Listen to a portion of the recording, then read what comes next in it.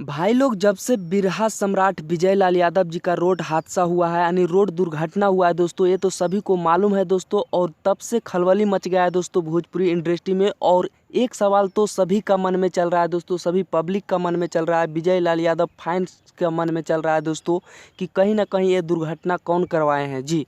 आखिर इसका पीछे किसका हाथ है दोस्तों?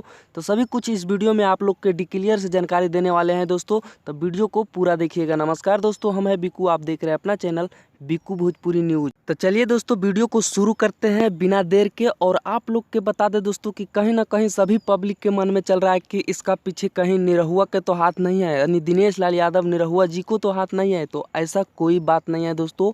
और आप लोग के एक और मन में सवाल चल रहा है दोस्तों, क्या दिनेश लाल यादव निरहुआ जी साथ दिए हैं, परवेश लाल यादव जी साथ दिए हैं?